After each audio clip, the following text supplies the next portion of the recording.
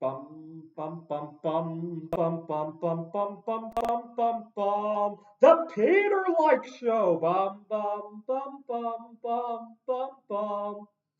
It's gonna be a Peter Like Show today.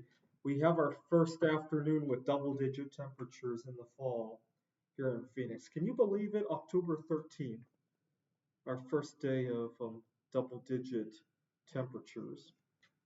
And there's another reason I'm feeling optimistic. I really got to know myself this week. You see, I always assumed I really dislike loud environments, right? Because I've been to office events that were loud, I've been to parties that were loud, I've gone to a couple meetups that were held in bars that were loud. But then it dawned on me, it doesn't bother me to go to a movie that I like that might be loud, right? It never seems to bother me when I listen to my music loudly, music that I like, right? And then I thought about it more. I have walked through loud environments before. You know, a lot of places, if you go shopping on a Saturday, right, it could be loud. Or if you go to an airport, that could be loud too, right? That never seemed to bother me that much. And so I thought about it, and I came to realize there's one detail of a loud environment that will make me hesitate.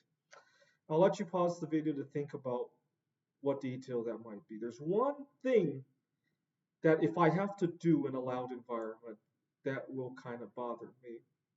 Well, the problem is when I have to talk to somebody in a loud environment and I have to speak over that.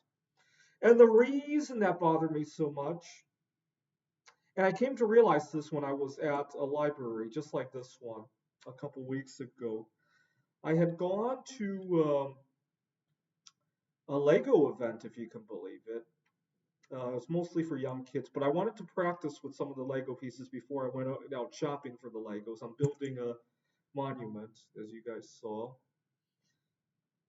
I had gone there to see if some of these kids have single mothers, right? And sometimes there are older people there too. Get to network with people. And there was this older guy. I want to say he was in his 60s. He had hard of hearing. I was trying to tell him about a monument idea that I had, and he asked me to raise my voice a little bit, which is fine.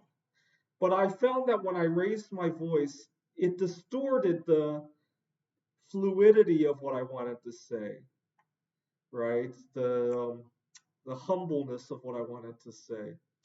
And it wasn't the end of the world for something like that. Oh my God, my computer's not charging. Give me a second. Okay. It wasn't a big problem with the elderly guy, but imagine, I mean, that's not the end of the world, right? He was just one guy out of a gazillion that I could mingle with at the library, but it still left a bad taste in my mouth.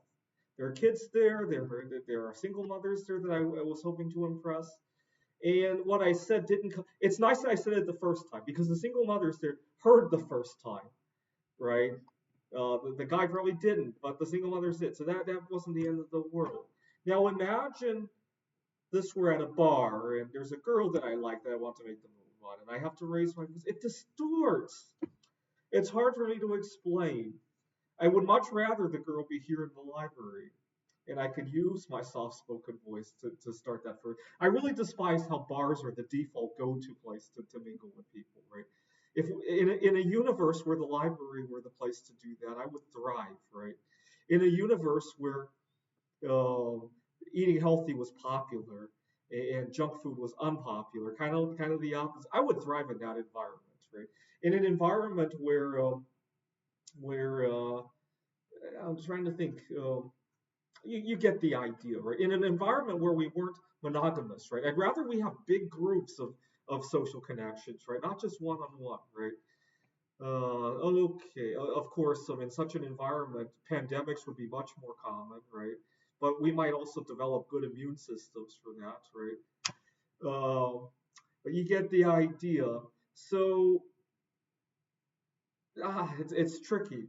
it's tricky. So I never realized that it wasn't the loud environments that gave me trouble. Let me give you an example. Last year, everybody was crazy over Taylor Swift, right? And I thought that was silly. I didn't think I would enjoy a Taylor Swift concert. Actually, I think Taylor Swift concerts might not be that bothersome for me, assuming that I went there alone and I didn't see anybody that I wanted to interact with, right? Of course, I'm not a big fan of concerts anyway. I got better things to blow my money on.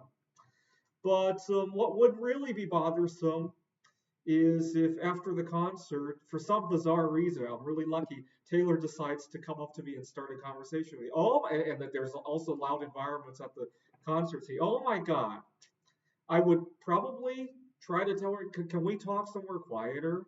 Right? I actually did have to resort to something like that earlier this week. Although I might just give it a try at that one because I'm not a big fan. If Evelina Falenta were at the Taylor Swift, or maybe I go to Evelina Falenta's concert and she comes up to me, oh my God, that would be a significant barrier for me. I probably motioned to her later. I had a problem just like that at a church meetup group, and we had a potluck event. It was World Food Day, kind of interesting. World Food Day happened to fall on Yom Kippur, right? That ought to be a sin. I can't believe they did it like that. But I wanted to talk to the pastor of the church because he has Japanese exchange students. He has a Japanese girl living at his house, and I wanted to get to know her. I was hoping to ask the pastor about her. And I asked the pastor, hey, can I talk to you for a second? But he was busy cleaning up, and I so badly wanted to help him clean up, but I have food allergies, and I forgot to bring my latex gloves. I'm really kicking myself that I didn't bring them. I could have made a better impression. But he understood. He knows my eczema situation, so that wasn't the end of the world.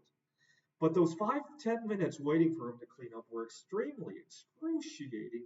I hate it when I have words up here and can't immediately output them. I really hate that feeling, especially when it's something that I'm passionate about and something that I'm concerned about, right? Had this been a work situation and I feel very confident at my work, then so be it, right? But it was really excruciating. And it really taught me the lesson that to try not to depend on other people as much, right? So when I got home, it made me think about I need to stack even more silver and bismuth and some of the other strategic metals as well, so that I could be less dependent on the outside world. Right? When you have to wait for the outside world, it's unpredictable. It can be fraught with differences that you might not realize. People might not understand your food allergies. They might not understand your right? If I have to depend on a food bank, right? Well, they might not appreciate my food allergy situations, right? You get the idea, right? But anyways, I told him that he said I could talk to him right there.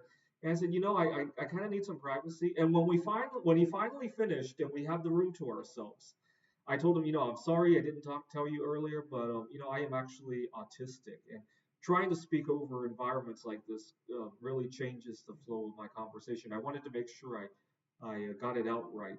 I was very honest with him, and he appreciated that. He actually agreed with me. And long story short, the conversation went well, and made me realize that I just need to ask for what I need. Or maybe next time when I go to a Taylor Swift concert or a workplace meeting or something, and I have an idea that I don't want to get distorted, maybe I could. I thought about two things. Number one, I could say after the meeting, can we have some one-on-one? Right, that's one way to. The other thing is write it down, maybe. Right, maybe you have some. I don't know how that would go in a meeting with six other people in a room like this, right? If I'm jotting notes or maybe typing on my computer and then I turn it in, I got an idea for you, boss. I'm not sure, but that beats it coming out wrong. Let's put it that way. Ideally, I still want to work on being able to speak in a loud volume without distorting what I'm trying to say. Bum bum bum bum bum bum bum bum bum bum bum bum. The Peter White Show. Bum bum bum bum bum bum bum.